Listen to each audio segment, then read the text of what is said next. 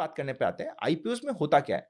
Main line IPO, SME IPO. पहले ma'am आपका question कि यार अपन कैसे अलॉटमेंट के चांसेस बढ़ाए? सबसे पहले अलॉटमेंट के चांसेस बढ़ाने के लिए आपको मिथ्स को छोड़ना पड़ेगा और मिस्टेक्स करनी को छोड़नी पड़ेगी। अब मिथ्स क्या है? सबसे पहला मिथ ये है कि अगर मैं रिटेल कैटेगरी में अप्लाई कर रहा हूँ, एक लॉट, एक नाम से, दूसरे नाम से 2 लॉट, तीसरे नाम से 3 लॉट, चौथे नाम से 4 लॉट, तो रिटेल वाले भाई साहब वो बैठेंगे और हर जिसने जितने लॉट बनाए उसके अलग-अलग ग्रुप बनाएंगे और फिर उसमें से लॉटरी निकलेगी। नहीं होता। अगर कोई अच्छा आईपीओ है, वो ओवर सब्सक्राइब हो चुका है, तो सिंपल सी बात है कि आपका रिटेल कैटेगरी में सिंगल 1 लॉट जो 15,000 के आसपास की होती है, वही एप्लीकेशन कंसिडर होगी और कोई तरीका नहीं है। तो ये मिथ को छोड़ के अपने पैसे को अननेसेसरी ज्यादा मल्टीपल लॉट्स लगाने का यूज नहीं है। ये पहला इंपॉर्टेंट पॉइंट। सेकंड, अभी बजाज का आईपीओ आया था, टाटा का, इनमें 50-50 लाख एप्लीकेशंस इंडिया में रिजेक्ट हुई है। रिजेक्ट क्यों हुई? भाई साहब, लोगों ने सोचा रिटेल होती है, small HNI, big HNI, 3 category होती है। मेरे पास पैसा बहुत है, मैंने रिटेल में भी लगा दिया, स्मॉल एचएनआई में लगा दिया, स्मॉल एचएनआई में लगा दिया, बिग एचएनआई में लगा दिया।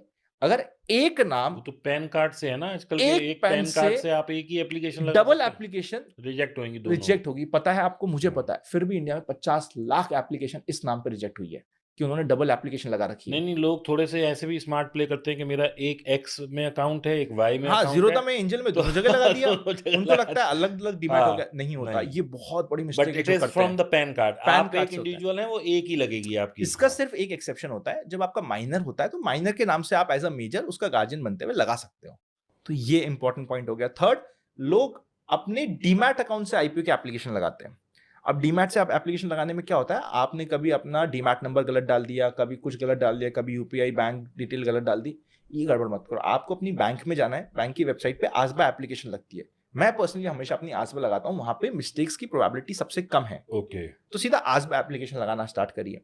चौथा, आप जब अप्लाई कर रहे हैं, कई लोग होता है मैं लास्ट दिन के लास्ट मिनट पे करूंगा, फिर उसके लास्ट दिन के लास्ट मिनट पे अगर कोई बहुत बड़ी नाम का आईपीओ होता है जो बहुत फेमस हो रहा होता है, उसमें उनके भाई साहब बैंक नहीं चलती, कभी डेबिट टाइम से नहीं होता। तो ये गड़बड़ मत करिए। पांचवी जो मिस्टेक होती है, वो भी बहुत सारे की होती है। मेरे तो एक एम्प्लॉय, मेरा एडिटर है भाई, उसका एक one of the best IPO जो इंडिया में आया था, जिसने बहुत पैसा कमा के दिया, अभी रिसेंटली जो टाटा का आया था, उसमें एप्लीकेशन लगा। 15,000 का अलॉटमेंट था, 15,000 का उसको अलॉटमेंट आ गया, उसको चिपक के 15,000 उसको मिलने वाले थे, and he was very happy.